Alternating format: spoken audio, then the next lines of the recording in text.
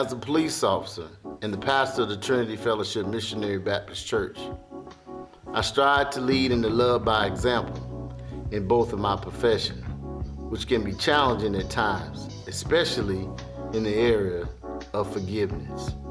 One of our late members, Sister Thelma Brown, who used to be a member of our church, shared with me one time as we were in the hospital. She told me that a person holding a grudge is not a strong person, but they become a bitter one. Forgiveness doesn't make a person weak, but it has the power to set them free.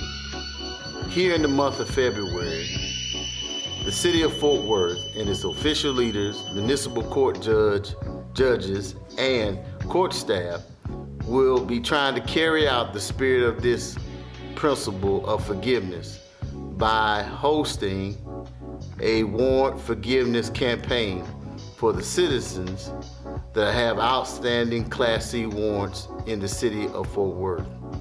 And I pray that many of you will take an opportunity to take advantage of this campaign so that you can be liberated from the burden of being arrested in the city of Fort Worth.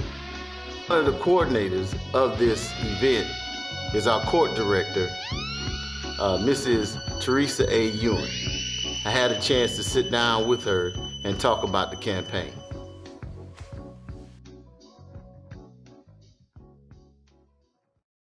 Good morning, everyone. My name is Teresa Ewing. I am the director of the Fort Worth Municipal Court. I absolutely love working for the city of Fort Worth. I was invited here about a year and 8 months ago, and I was blessed to be offered the position, and it has been just an amazing opportunity. I have been in the courts for over 27 years, and this is one of the best positions. So just a little bit of history. Historically in the state of Texas, we had always done the Great Texas Roundup. And that was really a warrant emphasis to have our law enforcement agencies go out, and for everyone who had chosen to not come in and address their citations and a case ended up in warrant, they would go out and actually proactively go to arrest them. This year, with a new presiding judge and a new director, we have chosen to take a different approach, and really it is about education and the municipal courts and the role that we play within the city. And that is very important for us, that people understand our ultimate goal is not to place people in custody. Our ultimate goal is to ensure that if a ticket is issued by a law enforcement officer, the person has a fair venue to come in and address that, and then turn around and hopefully either have a payment plan or possibly be found not guilty by virtue of a bench trial or a jury trial. But come in and talk to us, because if you come in and talk to us, we have many, many options for you in order to address these tickets. The fear of walking around with a warrant is just unexcusable in a lot of ways, because there's nothing we can't address. There's nothing we can't get you back on the right track. We want to make sure that whatever the finding is, that we're showing that you're in compliance.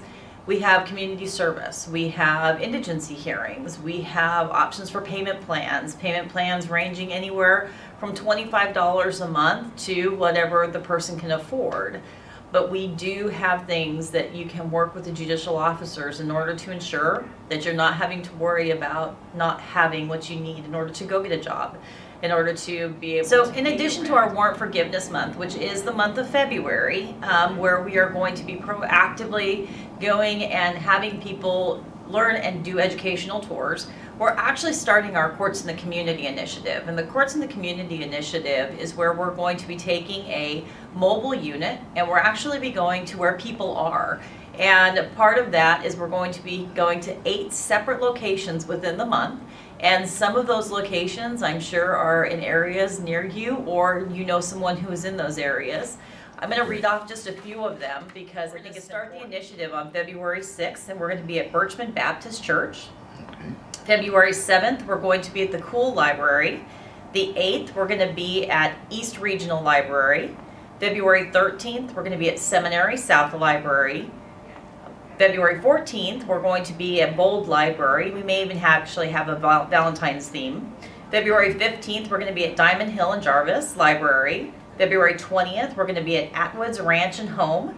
And February 21st, we're going to be at the Southwest Community Center. We are partnering with not only our law enforcement agencies, but we're partnering with our libraries, because part of the initiative is going in partnership with city management, where we are actually getting people to get library cards. And we're going to have babysitting facilities so that you can drop off your children while you take care of your business and not have to worry about that as a deterrent for actually coming in and speaking. There is not one of us that isn't in need of forgiveness for one thing or another. And I am just thankful that Reverend Wise is partnering with us to get the message out so that we can get more people to be able to walk in God's grace and actually walk without fear of having to worry about arrest.